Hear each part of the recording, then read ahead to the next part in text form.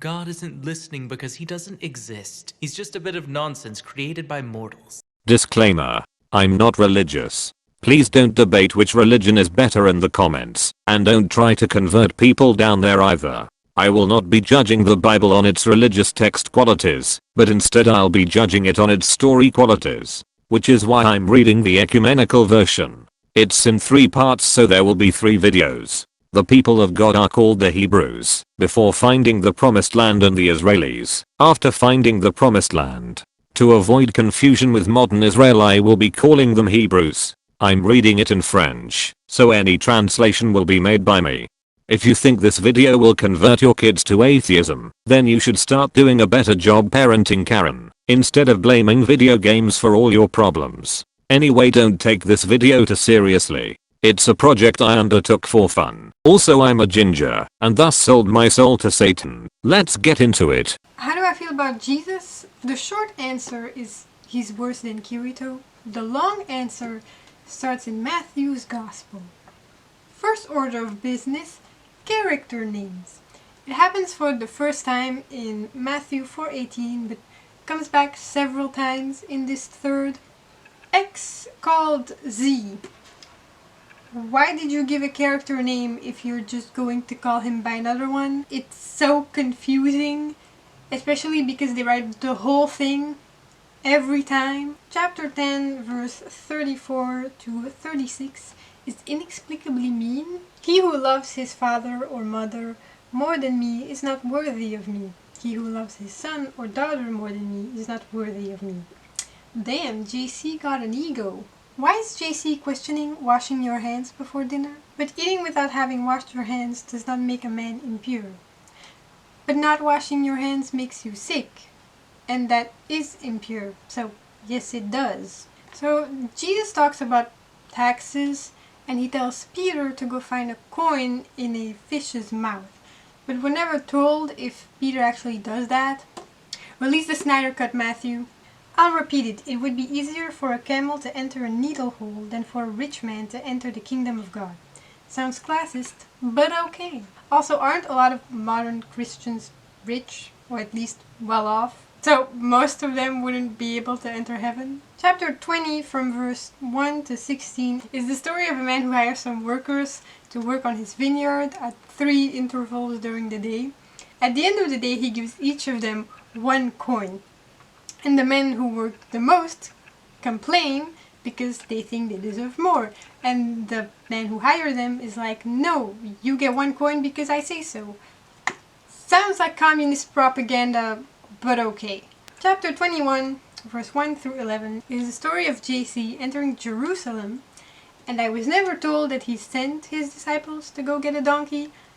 I was told he did the whole journey on a donkey. Chapter 25, verse 14 to 30 is the story of a man who gives 3 of his servants some coins.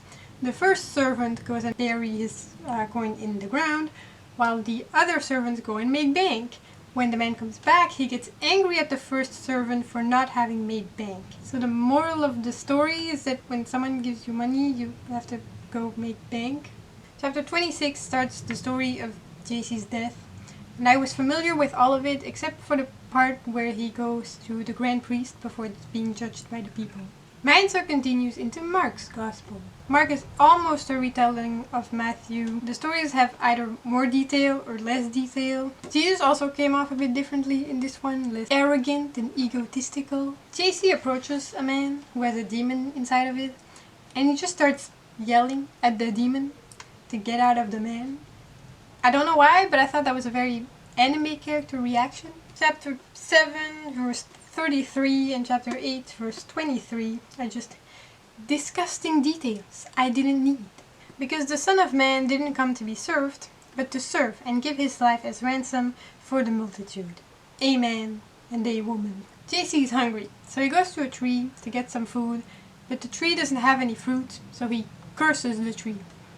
What the fuck, JC? The tree is just following nature. Moving my answer along with Luke's Gospel. And he gets a lot of recognition in this part, but he was just a boring old prophet, so why is he given so much importance all of a sudden? Also, I'm pretty sure there were other prophets who were given more paragraphs than Ellie. Jerusalem is the only city where JC makes a big deal out of his arrival. And my answer ends with John's Gospel. This one has some stories that weren't there in the previous 3.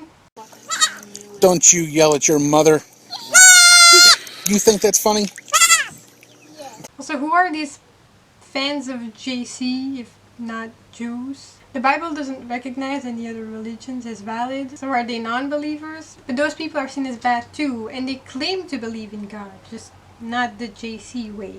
My point is that when the Jews and Christians split is very unclear, which makes these unnamed people confusing. Who are they, and why do they need Jesus? John the Baptist seems to focus on the believers more than JC. John, the author, focused on JC's death more than the others. JC's birth story is very inconsistent and different from what I was told as a kid. Mark and John don't have a birth story. Matthew's version doesn't have the animals.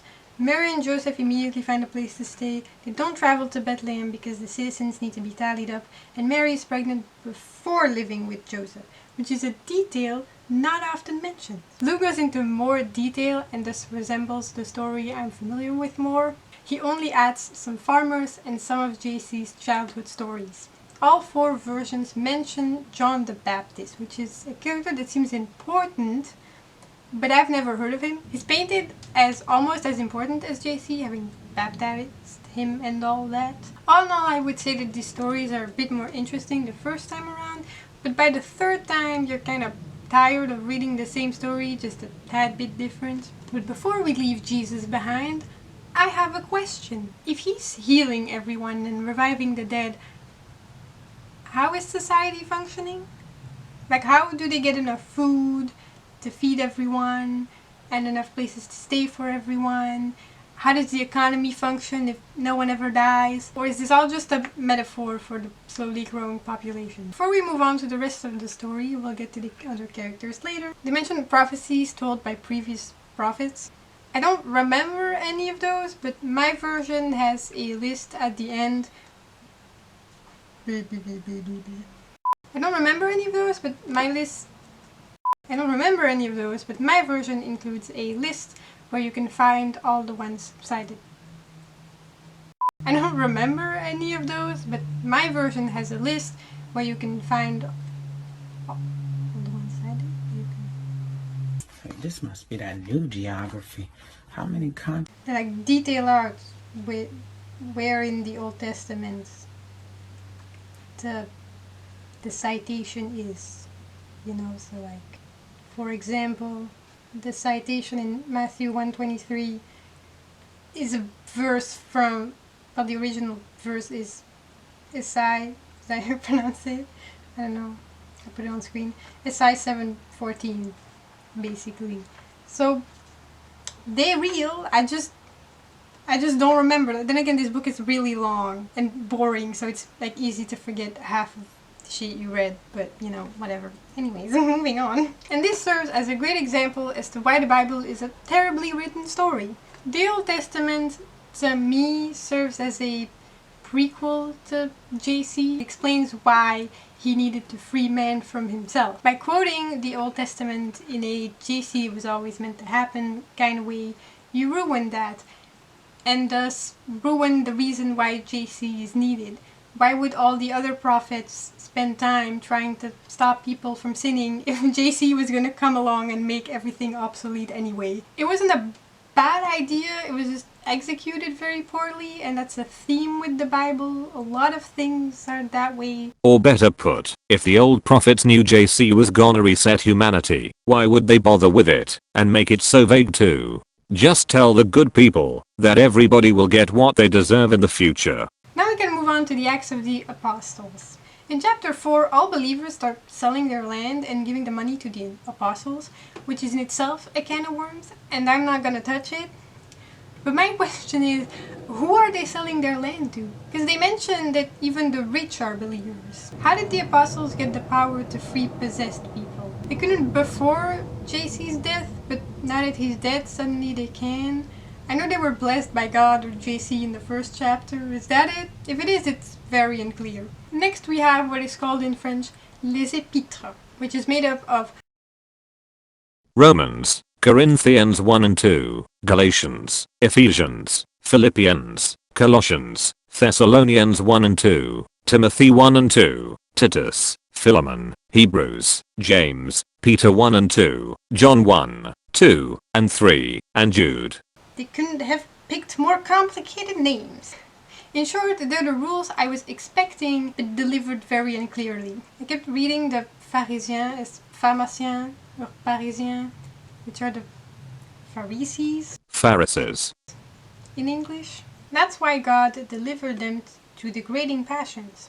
Their women have exchanged natural relations for unnatural ones. Same for the men, having abandoned the natural relations with women, have found themselves inflamed with desire for one another, committing infamy from one man to another and receiving within their being the righteous salary of their bewilderment. So God made them gay, but it's bad. And because they didn't judge properly to keep the knowledge of God, God delivered them to their own intelligence without judgment. Thus, they do what they shouldn't be doing. So being gay means that you're smarter than straight people because you're not limited to the intelligence of God. I'm so confused about the Bible's opinion on gay. Like in Leviticus, they showed a caveman understanding of the subject. First, Paul calls it punishment by God for not following his laws, and then he gets all philosophical about it. The stripes represent different communities within mankind, and the color represents the level of oppression.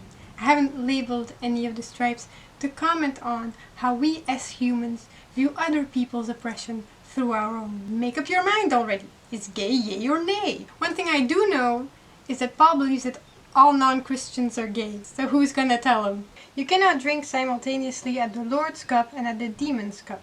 You cannot simultaneously share the Lord's table and that of the demons. Or else would we like to entice the Lord's jealousy?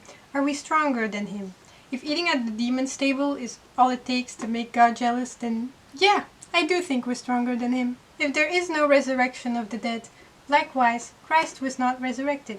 And if Christ was not resurrected, our predictions are empty, and your faith is likewise empty. I don't think faith hangs by such a small thread, but if you say so. It ends with Revelations, but I didn't have anything to say about that. In my opinion, the ideal Bible is the first 5 books, the story of David, JC but the 4 evangelists combined into one, Les Épîtres but clear and to the point, Revelations but clearer if it's a metaphor vision or a chain of events. Let's finish off with the only other 2 noteworthy characters. God decided to identify as an attack helicopter. You always hear about those people, but you never actually meet one. God is an awfully written character. You can absolutely redeem an evil character, but God never gets a redemption arc. Like he does, like he's like low-key evil in the first part, non-existent in the second part, well, barely existent in the second part, and in the third part everyone's like, wow, God is so nice and loving and amazing and beautiful, and look at all the good shit he does through Jesus, not even himself. Jesus does it for him. So is he really that good? Like, don't tell me about it. Show me. Have God do the good things, not Jesus. I sound like I'm about to cry. I'm not that passionate about God, I swear. Oh my god. With the amount of time Christians spend talking about Satan, I was expecting more of him, but there was very little, and that little isn't even well presented.